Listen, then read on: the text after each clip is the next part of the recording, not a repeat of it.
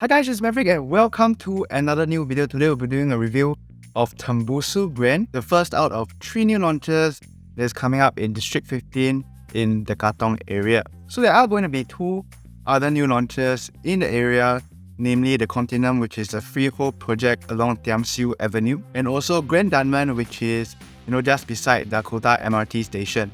So it's quite hard to make a video about Tembusu Grand without mentioning the other 2 projects. Just a brief intro, CDL and MCL bought this 19,000 square meter piece of land back in a government land sale in January 2022 with a price of $1,302 per square feet per plot ratio. If you're not familiar with the area, it's located along Tanjong Katong Road, which is flanked by Dunman Road and Mountbatten Road. It'll be a mid-sized condo project with 638 units, with a majority of them being 2 and 3 bedders. The Showflat Preview will start on the 25th of March, and booking day will likely be on the 8th of April. So if you'd like to visit the Showflat after watching this video, do reach out to me and I can set up an appointment for you. So just like all my other review videos, I'll be grading Tembusu Grand based on 5 criteria.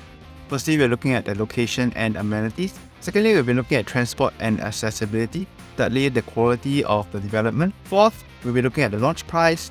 And lastly, we'll be looking at the exit strategy. So first up, let's talk about the location. So if you notice from the master plan, Tembusu Grand will be surrounded by 2 future residential developments. In fact, one of their plots opposite is going to be up for tender in March this year. Now, the big appeal of buying this development is definitely its close proximity to 3 primary schools. It is within 1 km of Tanjong Katong, Hick Girls, and also Konghua School. Your nearest hawker center, unfortunately, is 714 meters away, but you can find a whole host of F&B establishments, convenience stores, and even clinics along Tanjong Katong Road. You're also in close proximity to the Katong Juchet Peranakan shop houses, where you can find some of the most delicious food in Singapore. Head south and you'll find yourself at East Coast Park, where you can spend time with your family and friends. The location, however, is pretty far from any major shopping malls. In fact, the closest ones, Parkway Parade and PLQ Mall, are both around 1.5 kilometers away. You also don't enjoy immediate amenities like community centers or sports complex. In fact, the nearest one will be the Singapore Sports Hub, which is around 3 kilometers away. On the bright side, you are pretty close to the city center. So for location, I'm giving Tembusu Grand an 8 out of 10. If it had more immediate amenities, I would definitely give it a higher score. Next up, let's take a look at how convenient it is to get around. The nearest MRT station will be the future Tanjong Katong MRT, which will be along the Thomson East Coast Line. This MRT station will be 740 meters away, or an 8 to 9 minute walk. You'll be able to get to Raffles Place in just 6 stops, which is pretty convenient, but of course you do have to walk quite a distance to the MRT station. Alternatively, you can take an 8-minute bus ride to Paya Lebar MRT if you ever need to head up north. For drivers, you are only 12 minutes away from the city center and just a few minutes away to East Coast Park. And from there, you can make your way to the ECP, which will connect you to the CTE, MCE, and also the KPA. So for transport, it's pretty good for drivers and you do have very good bus connectivity around, but unfortunately, you are still quite a distance away from the MRT station. So I'm giving it a 7.5 out of 10. Now let's take a look at the quality of the development. CDL and MCL are no stranger to Singapore's property market, and this is not their first rodeo together. They have previously come together to launch Piccadilly Grand and Copen Grand. Now they're moving to the east, bringing you Tembusu Grand. CDL is probably one of the most popular developers here in Singapore, with most Singaporeans having full trust in the developments they conceive. MCL is no slouch either, being a subsidiary of Hong Kong Land Group. Looking at the site plan, you'll see that blocks are well spaced out, with a total of 8 units per floor on each block. Now instead of full basement parking, you actually also get a multi-story car park on the east side of the development. You'll get a total of 516 lots spread across both the basement parking and the multi-story car park, which covers 80% of the total available units. Now I find this a pity because the MRT station isn't actually that nearby, and most of the buyers in the Katong area are families with school-going children, so it's quite common for them to own a car. Now because the developers were trying to maximize wind flow and views, half of the units are actually facing a slight northwest, which may introduce some afternoon sun into the units. For facilities, you do get your usual pools, tennis courts, gym, function rooms, and of course your barbecue pits. The layouts will be pretty standard, boring, but efficient. For quality of the development, I would give it a 7 out of 10.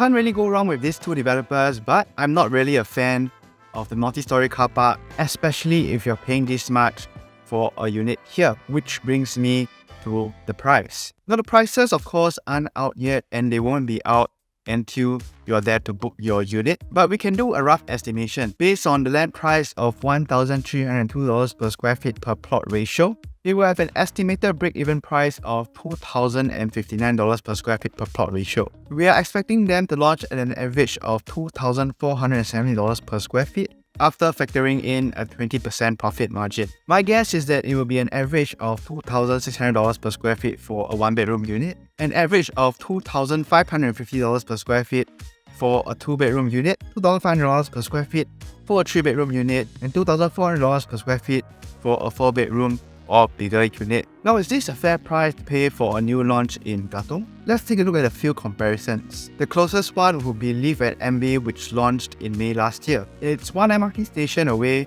a bit closer to the city, and the 3-bedroom units there have already transacted for around $2,500 per square feet. The 2-bedroom units have already transacted for around $2,800 per square feet, and the bigger units have also been transacting for around $2,500 per square feet. There's one other leasehold project that we could compare it to, the Shore Residences, which completed in 2014.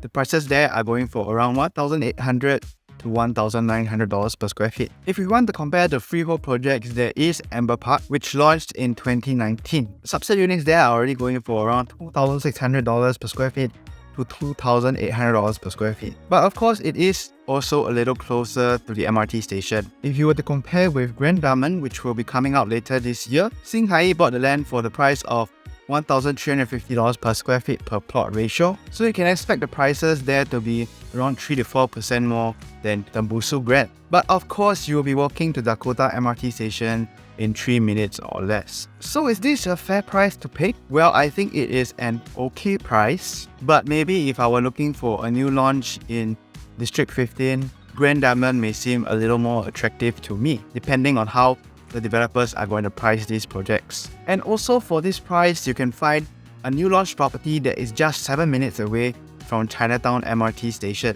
The Landmark, which is currently one of the more undervalued projects in town, the 2 bedrooms are only asking for around $2,600 per square feet, and the 3 bedrooms are asking for around $2,430 per square feet. So if you're looking for maximum convenience and you want something that is closer to town, you might be more interested in that development instead. So for the price, I'm giving it a 6 out of 10. Now let's take a look at exit potential, which I think for District 15 and the Katong area is one of its strong points. If you look at the overall price growth of 99 years property in the rest of Central region in the past 10 years, you would see an average growth of 29%.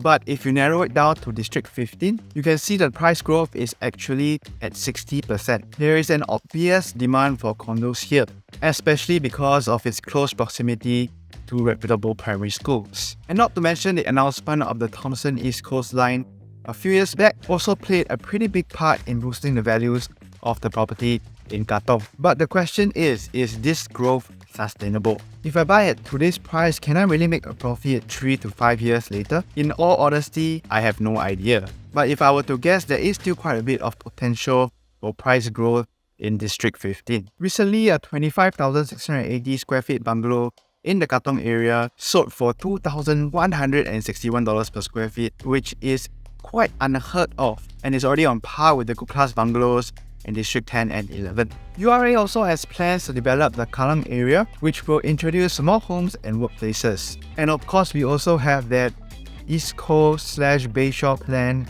that until now we know close to nothing about. But I guess if you have faith in the government, then you'll be willing to bet on District 15. For me personally, I feel like there's a little more room to go, especially so for Tembusu Grand with 2 empty residential land plots beside it.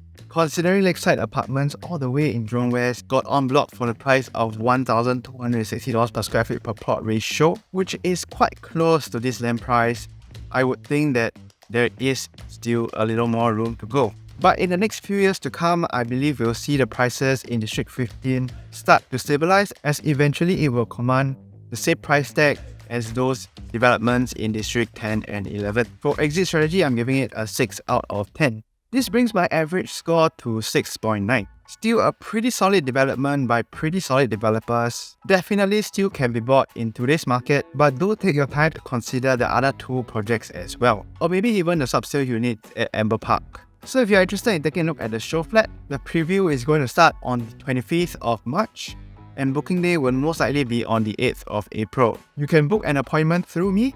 My number is flashing on the screen right now. If you guys enjoyed this video and you found this helpful, do share it with your family and friends. And with that, thank you guys so much for watching, and I'll see you guys in the next one. Bye!